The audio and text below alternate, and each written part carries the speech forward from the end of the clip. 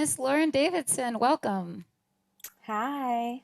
Hey, how's it going? Good. How are you? I'm awesome. So, what are you going to perform for us? This is the first song off of my new EP that's coming out this year called Love Ain't Fair. Excellent. Take it away.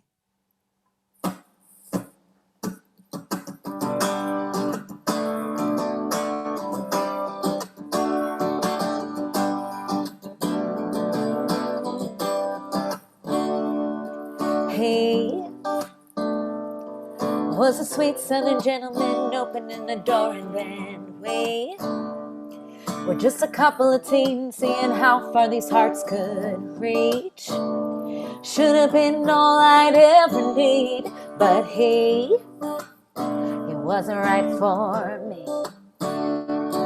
And I was so blind to love with someone else's guy, trying to find any way just to make that boy all mine. But sometimes ain't the right time.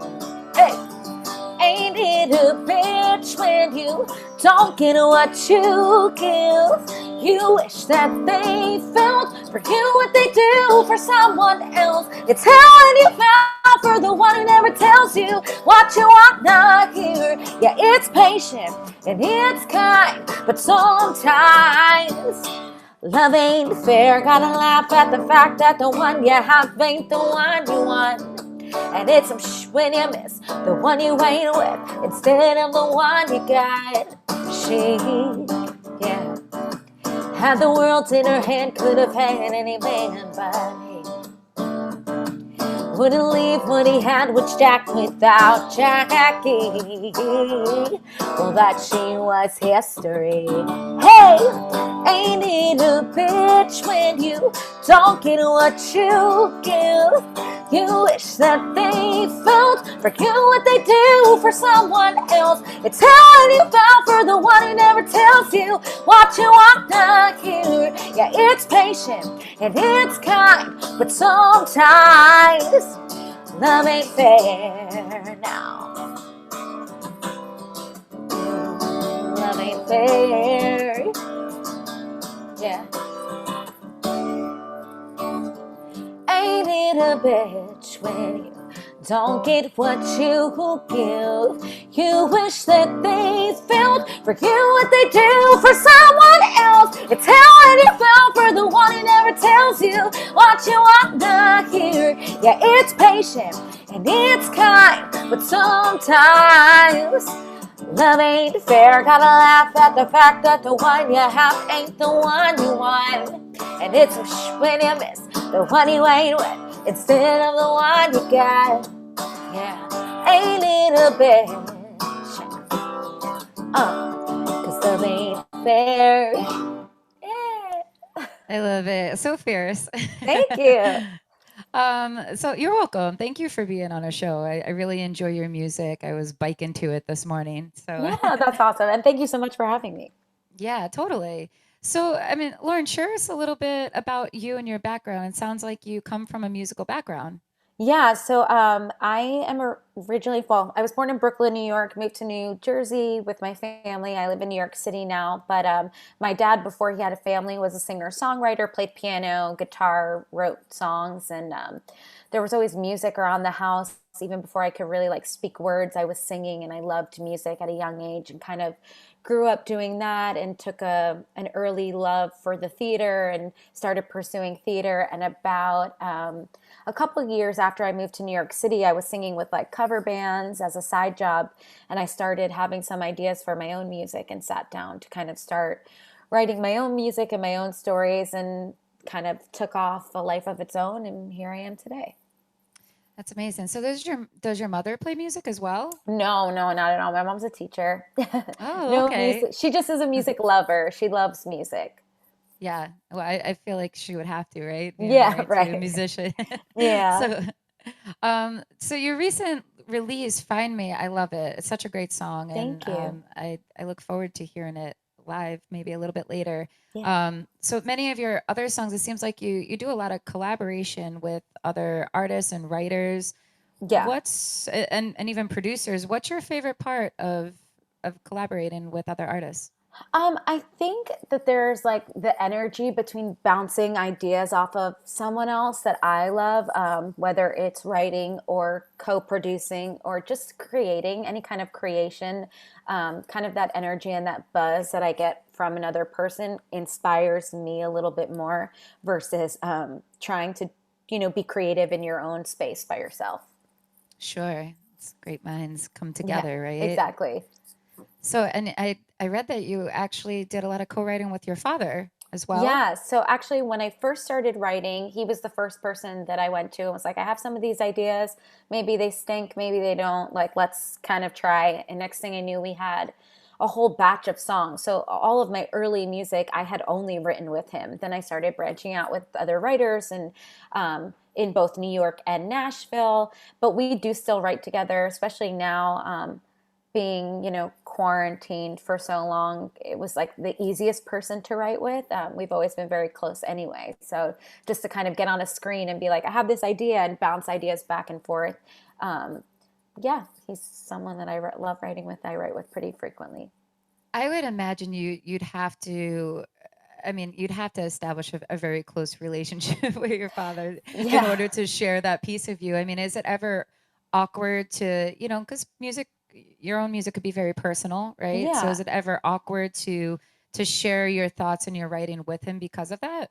No, I think actually on the turn, it's a little bit easier because he kind of knows what I'm going through. So because he kind of, he's knows what I'm going through in every aspect of my life. So sometimes, things don't have to be said and we can still put them into a song versus when you're writing with someone who you haven't seen for a long time. You kind of have to play catch up. This is what's been going on in my life, what's going on in your life, and then try and put it in a song.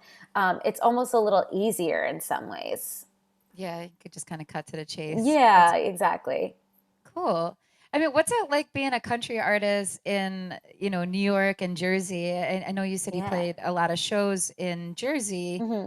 I mean, I don't really think of, I'm from downstate. I don't really think of those areas as being, really that warm and welcoming to, but I'm sure I'm wrong about this, being Yeah. very warm and welcoming to the country music as maybe other genres. Of course. It's funny because this is one of like the most asked questions, but I think Sure. that country music as a whole has gotten so much more popular here in both New York and New Jersey, even in New York City since country radio has been around, which has been maybe, I think, 6 years now. So all of these major country artists are coming through and touring the New York and New Jersey area and kind of you see the fans and the community kind of band together in support for those artists, which kind of opened a door for an artist like me. But growing up here and not really growing up on country music, for me, it's just about telling stories. And I've Yeah. always loved telling stories.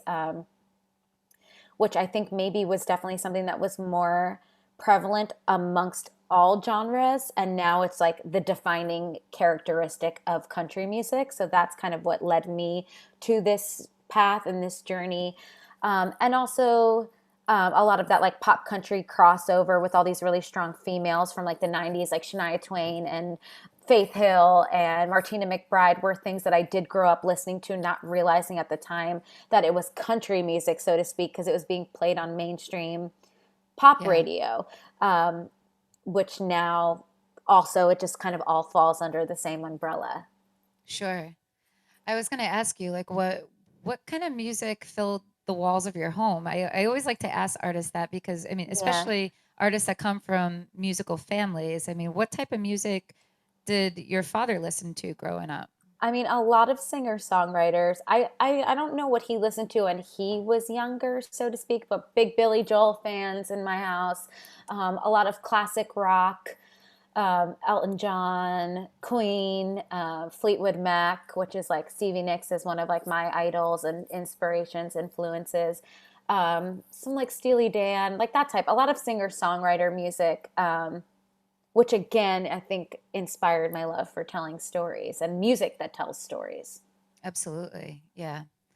And I mean, how come did you ever flirt with the idea of moving south? Like what made you stay in New York? Well, first of all, most of my family is here, especially like my immediate family. So I think for me, I didn't want to just like pick up and leave my family, but also I've worked so hard for so many years to like get to this point of being a full-time musician and creating this like journey of being an artist. And I get some really amazing opportunities here that I wouldn't necessarily get if I moved somewhere else and had to start over from scratch, so to speak. So for me, I always just kind of felt like if I ever leave New York, it will be for a reason that just feels completely right and in the moment and necessary for that time. And I haven't experienced that yet. Yeah, I actually felt this. I feel the same exact way. I flirted with Yeah. the idea of moving to Nashville, I love maybe it like there. I do too. Yeah, it's fun to visit though, but when you go from like 100 to zero, it like Yeah, really makes you exactly. think. I mean, Yeah. I travel to Nashville a couple times a year, and I would like to go more and more every year, but not necessarily move there. I'd like to maybe spend like longer periods of time there, um, and kind of dive into aspects of the city that I haven't been able to creatively, as opposed to just like going down to write or going down to record, and kind of coming home, kind of making it like a little shotgun trip. Um, but I just something very like life changing would need to like will me to move there, and I haven't experienced that yet.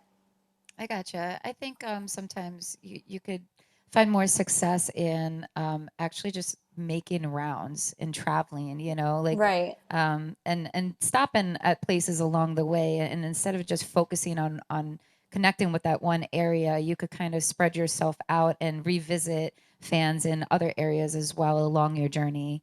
Do you Uh, find that? yeah, absolutely. I mean, like before COVID, one of my like main goals was to kind of basically like tour enough that I could live on a bus and just basically have my apartment in New York City that was kind of just my safe haven and a place to keep my things and spend some time when I wasn't on the road. So, I mean, as far as that's concerned, like you said, I would basically hoping to go everywhere and just have a home base. Yeah. I mean, how has COVID changed things for you? I mean, what have you been doing, to kind of buy your time while everything's being figured out here in New York? Yeah. I mean, the main thing that COVID has changed for me is perspective. Like, I approached my career from a performance standpoint from the very beginning because that's what I have known and loved my entire life. Even when I first started writing songs, I was like, oh, I have a bunch of original songs. I've been playing with a band. Let's throw it up on a stage and see what happens, as opposed to I don't even think I had been in a studio yet and recorded my own music. It was just like, I have songs, let's get on the stage and rock out kind of thing. And that's kind of been my main focus, I guess, for so long. So having that kind of ripped away without any warning has changed perspective as far as working on things creatively that I haven't had time for and working on things on the business side. One thing that I've been working on is called Urban Country Jam. It's a live mini festival event that we did have in a venue right before COVID, but kind of figuring out how to rework it and shift it to a virtual space. So that's something that's been really important to me that I've been investing my time in. How to collaborate with other artists in the virtual world, which is something that I don't think I had ever really done an Instagram live or a Facebook live prior to COVID. And now it's something that's become the norm, so to speak. So just kind of shifting focus and perspective and giving energy to other things. Do you feel like doing these live streams and doing these things that you weren't normally doing beforehand, has it broadened your audience and do you like it now? Like it's something to get used to, right? But Yeah, like I think there's plus and minuses to everything. I mean, I love stuff like this where you're like interviewing with someone because you mm, have another person that you're at least like looking at and speaking to and connecting with. Some of these virtual concerts are a little strange and take some time getting used to, where you're just sitting in your space playing music, by yourself to hopefully someone on the other screen. You kind of lose that energy of the crowd, obviously, and of that human to human connection, which is interesting. I think it's cool that I can reach a broader audience. I've been able to play for people in the UK and in Germany and places where I haven't been able to travel. But some of it too is that it is a little oversaturated right now because everyone's performing in the virtual space. Where, like, when you're playing a show, I've had the opportunity to open for some amazing, high, big name artists, and being able to be in a room of like, Oh, all right. I think we might have lost our connection with you.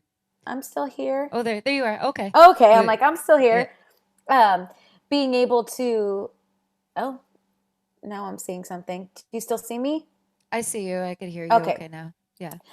Being able to, play for a like-minded audience too, versus like the broad spectrum has, I think its benefits as well. So there's pluses and minuses to both. Definitely. And I know you've traveled quite a bit. I mean, which cities do you most fondly recall in all of your performance experiences? One of the last ones before COVID, I was in San Diego, and it was like a wild time. Plus, San Diego was like beautiful, and it was February. So that's one place I loved. I played in Texas on the 4th of July in Weatherford, Texas. So that's another place that I definitely would say is like a favorite. And also, I played in Deadwood, South Dakota, and it's just like such a cute little town. And it was also a really cool experience. So those are a handful. I love it. Texas is cool. It Yeah, was I'd my like to. first time in Texas, so I thought that that was like, and the 4th of July weekend, it was really hot, but really fun. Yeah, I've actually driven through Texas, like on my way down like to Austin, and Hmm. it's such a huge state. Like honestly, Yeah, like you know it's big, but like you don't realize how truly enormous it until is you're up until you're driving. driving Yeah. through it. Yeah, it's crazy, but it's a really cool place.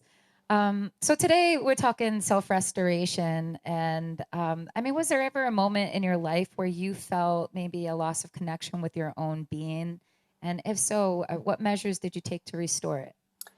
I think the most, like, the thing that comes to mind first is just being so busy on the road and stuff and not really prioritizing myself and my health and my thoughts. I kind of noticed I was like wishing time away, and I actually wrote a song called Soaking Up Every Second about appreciating every little thing as it's happening to you. So for me, I guess like putting it through music and having that music as the reminder to take a deep breath, and it's okay to make time for yourself. It's okay to not always be worrying about the next thing, to soak in the moment as it's happening. It's just something that has kind of been a little life changing for me. Absolutely. I love that song too. That song Yeah. really stuck out to me when I was listening through your music. And it's so true, like as musicians, and I said this to our last guest on Monday, who is out in North Carolina, like so you feel this pressure to just like keep going, go, go, Yeah, go, go, to push, absolutely. push, push, push, and up until you really get that fresh breath of air, like I feel like COVID has done this for me personally. Like it just made me realize, like I was saying to Heather on Monday, like I feel like this is the first summer I actually like really wasn't just so focused on working my butt off, Yeah, and that I took same. time to be with my family and to enjoy, simple barbecues and enjoy the weather and take in some things that like I normally just would dismiss. Yeah, So it's absolutely. I mean, it stinks because it was forced upon us, but I kind of hope that for a lot of people, like you mentioned, it is, and for me included, it was kind of like a reset to prioritize certain things over other things. yeah, absolutely. Absolutely. Yeah. What impact has your experiences? I mean, how has your experiences shaped your very own view of yourself, and what impact has it had on your music? Um, well, as far as like the impact on music is that I put my personal experiences in my music. So even when you don't realize it at the time, it's kind of like your therapy to kind of write out whatever it is you're feeling in that moment and in every experience. And then also to kind of move past it. It's kind of like, I'm going to leave this here and then I'm going to move forward, which I think is something that a lot of other people have to, figure out in other ways. But it's so cool for me to be able to grow through my music and through that journey hand in hand.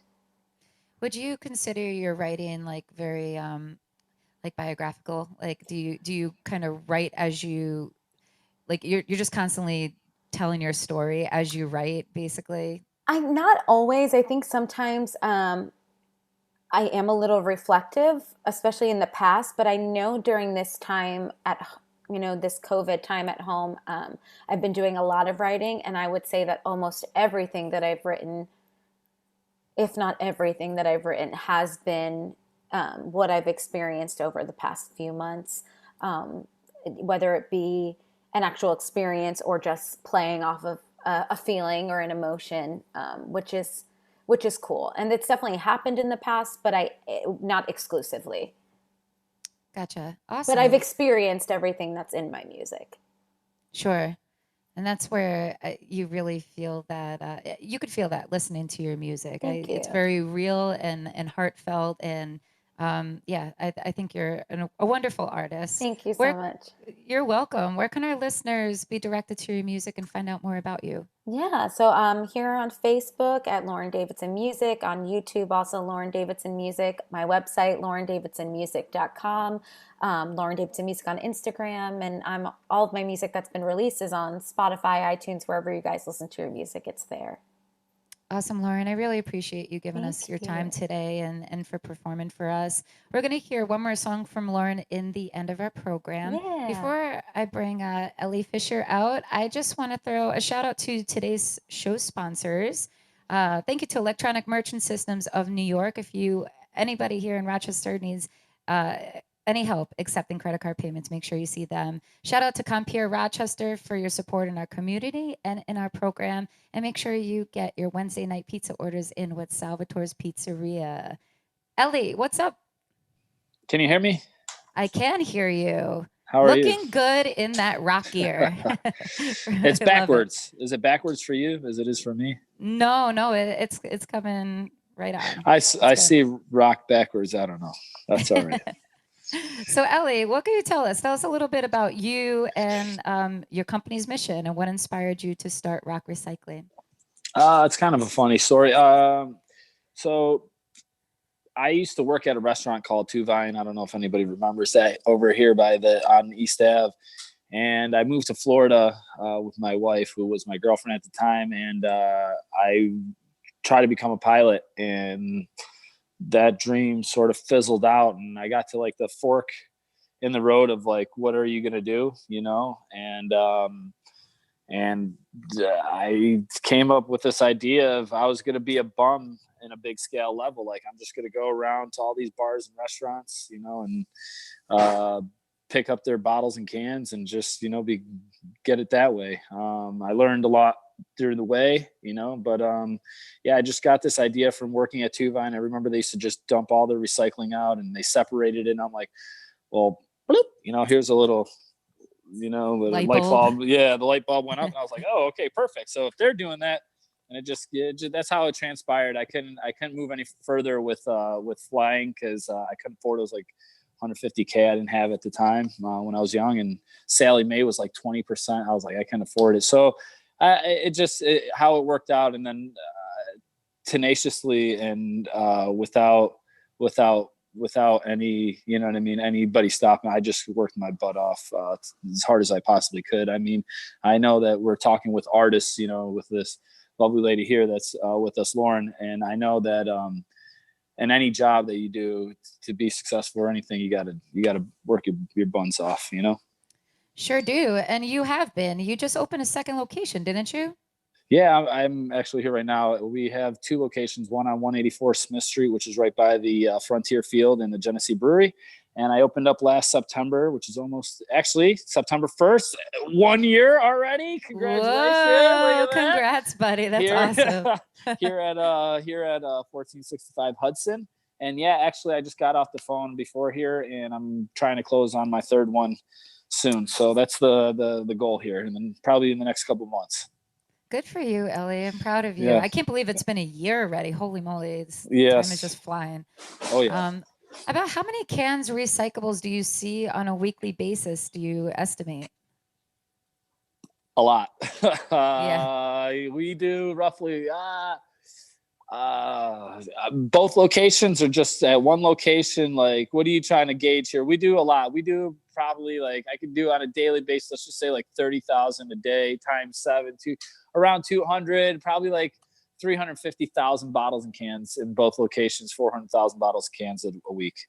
It's unbelievable. I know you Crazy. can't fathom that number, but it's a lot. It's Yeah. a lot. Oh no, We're shipping like tractor trailer loads full of bottles and cans weekly.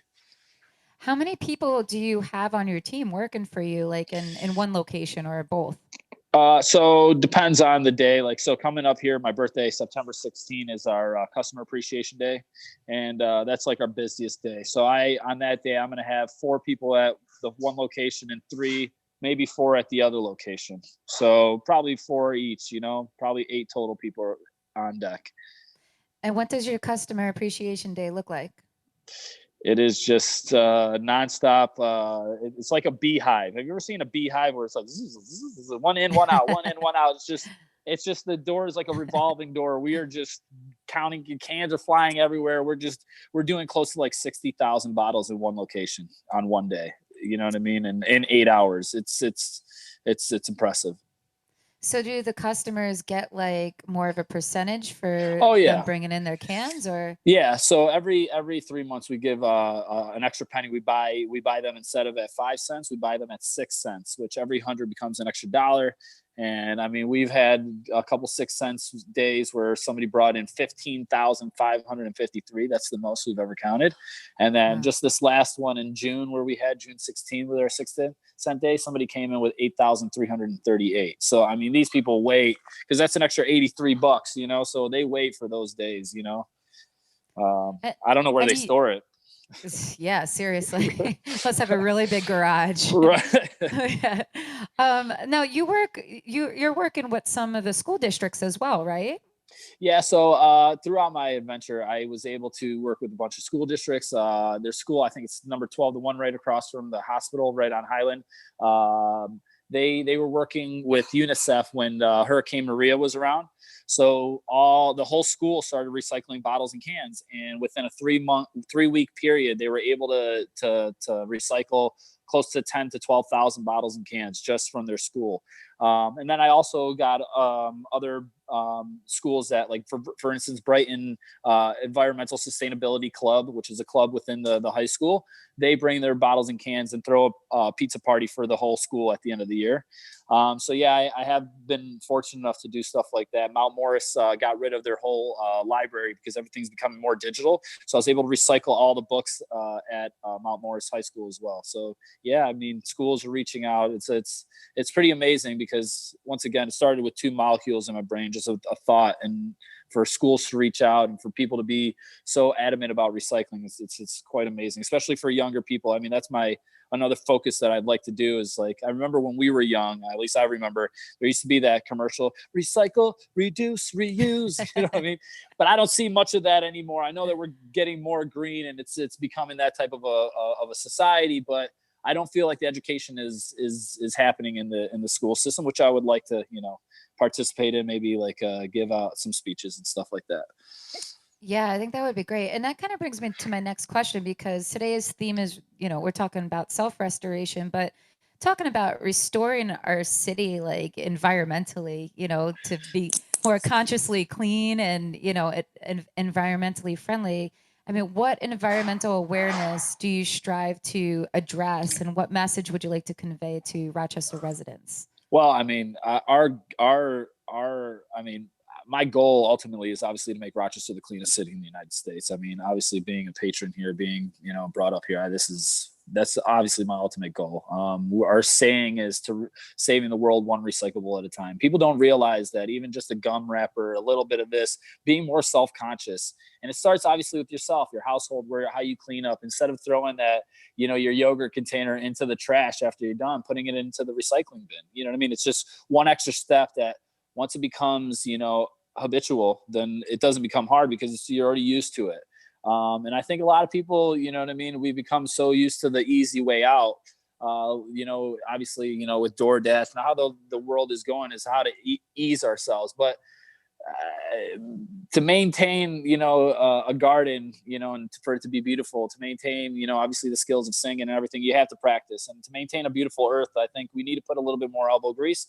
And by doing that, it's just, to think a little bit more, you know what I mean? And nowadays we can recycle, for instance, plastic 1 through 7. So it doesn't make sense why people wouldn't be recycling more these days. I think that it's just to take that extra step to understand that, we're only on this planet for just a little bit, but a plastic container takes over 700 years to recycle. 700 years. So you just leaving a plastic bottle, for instance, on the side of the road. Your children's children are going to see that plastic bottle. So it's just to be a little bit more, I guess my thing to residents is just to be a little more self-conscious and understand that, not everything has to go in the trash, and your recycling bin should be as big as your trash bin. That's how much stuff we can recycle these days. And our Monroe County recycling facility is willing to recycle. Yeah. I hope I answered that question right. No, you did. It's very informative. Yeah. You definitely did. I never used to be this into recycling and about all this information, but now let me tell you, I know a lot about recycling. Well, it's a good thing. Yeah. So, Eli, what do you take most pride in, in your business and in life? Well, the most pride I take in is probably to my children. If I have to say about rock recycling, no. I'll tell you, for me, when you asked me earlier about my background, I was born in Israel, and I grew up in Brighton and in the United States, but this country, the opportunity that I've had, and to be able to, like I said, where I was, some 25-year-old kid with an idea, and just to put some elbow grease and work as hard as I could. You're looking at a guy that's missed his own bachelor party. I've missed birthdays. I missed births of my nieces and nephews.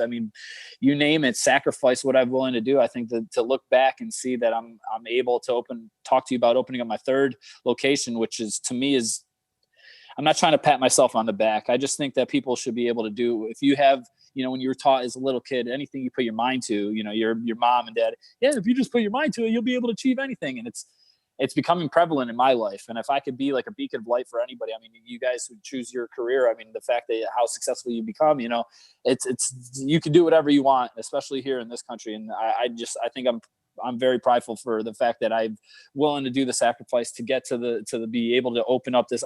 Just to open up one day, I was telling my wife, I remember just to open up the day one at Rock Recycling, the first location, just to be open one day and then to close me down the next day. I would have been as excited to tell you how I am about it, just to be open one day, that I was able to achieve something that was just a thought. And I think that if you can do that, and I think that's my biggest pride, is to turn a thought to physical reality. That's it.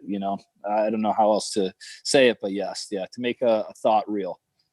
Amen, Eli. I think that's really well said. And, my father told me the same thing growing up. And I really do believe that. As cheesy as all these cliches are, they do seem to ring true the older I get. Right. But I remember you coming up to us and telling us about your first location at Firehouse when we were doing our open mic, Right. And it's great to just see you continuing to succeed. And we truly wish you the best. Where can our audience be directed to your services? So, like I said before, we have 2 locations on 1465 Hudson, which is our newest location, and we're going to get a new one soon. So while y'all are checking in, we have a Facebook account, Rock Recycling Company. Info at rockrec.com, ROCREC.com. Google. You can find us on Instagram. I'm not very good Instagrammer. I'm usually taking, I'm not on this stuff. But yeah, you can find us, if you look ROC Recycling on Google, you can look at both our locations.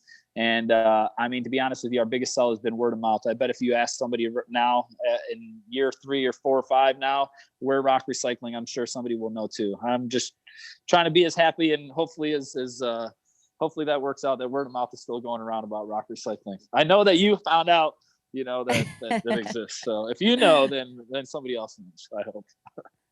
Absolutely. Well, keep doing awesome things, and I hope to see you in life again soon. Take care of those babies. Yeah, well, I really appreciate, first of all, y'all giving me the opportunity to talk and to be on this Zoom meeting with Lauren. I don't look at myself as that success. But I just want to say thank you, and I really appreciate all that you guys have done for me and been there. I mean, I've known you guys for so long, and to see like how we've progressed, it's awesome. And like I said, I really appreciate this opportunity to talk to you guys, and you to express, you know, restoration and recycling and have passion about that too is for me is awesome. Absolutely. We love you. Thanks, Yeah, Ellie. we love you too. Thank you so much. Have a blessed Thank day. you. Thank you, Lauren. It was a pleasure to meet you. I hope you have a great day. And I'm going to have to get going because I got to go back to work, but thank you all very much. No problem. Have a good day. Yeah, I'll be blessed. Thank you. Bye, Ellie. Lauren, how you doing? I'm you want to rock us out one more? Yeah, that was awesome.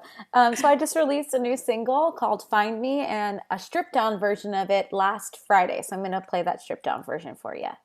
Awesome.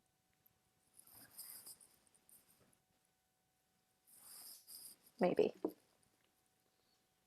I like both versions. I just want to say while you're getting that up. Thank you. I love the acoustic version. Was that Cajon on there? Yeah, I'm not gonna lie. I loved the original version so much, and it was so much fun co-producing it. It was unlike anything I had done before, but I wanted to make sure the story got across. We've been talking about stories so much in country music, so that's kind of where this version came about, of just stripping it down to its core so you can really hear what I was going through, you know, when I wrote this. Definitely. Yeah, I think both versions are awesome. Thanks. All right, well, here we go.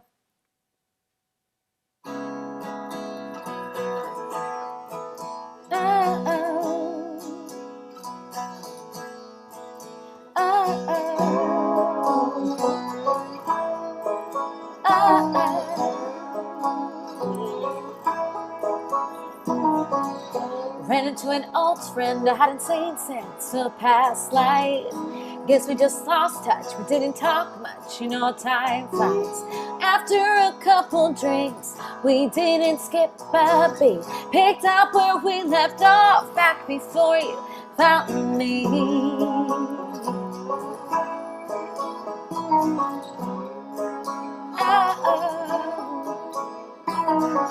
She's a little bit younger, got the hunger that I lost. I'll tell her what you did, she said forget him, it's his loss. So I bought another round, bartender pours one shot. Now I'm drinking all alone to someone that I forgot. Didn't know I was so far gone. So you were gone and out of sight. And all I need was losing you to find me.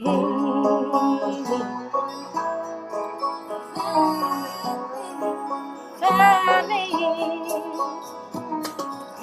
When we were together, I was never myself. Trying to be something that I wasn't, you want something else. So now I'm back to being who I always was. It only took you leaving to see what I become. Didn't know I was so far gone. So you were gone and out of sight. And all I need was losing you to find me.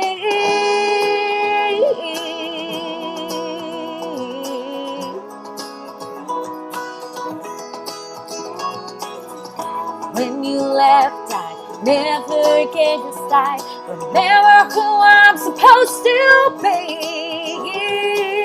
But boy, you booked it. All it took was losing you to find me.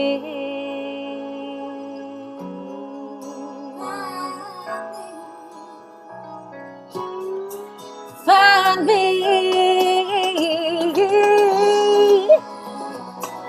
Didn't know I was so far gone. So you were gone and out of sight. And all I need was losing you to losing you to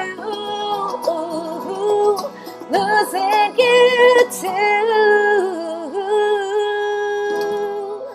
find me.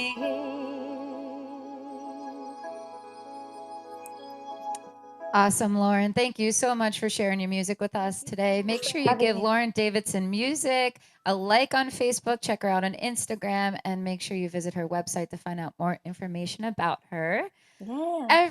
Thank you, Lauren. Thank you. Everything we do in life is a testimony to our relationship with ourselves. The decisions you make or don't, the people you love or leave behind, the job you love or hate, it is all created by the relationships we have with ourselves. To change the outside, we must first begin by committing to change what's happening inside, because how we condition ourselves internally affects everything we project outward. So often we overlook the significance of self care. We restore ourselves when we tend to our innermost needs. So mitigate those negative influences and choose to funnel that precious time and energy inward in all the ways that nourish your heart, mind, and spirit, because that is when we begin to see the world around us change for the better.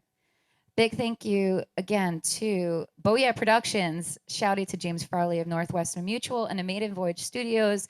Big thank you to Compeer Rochester, Salvatore's Pizzeria, Electronic Merchant Systems. And shout out to our Patreon sponsors, Gary Curtis and also Pascual Garcia.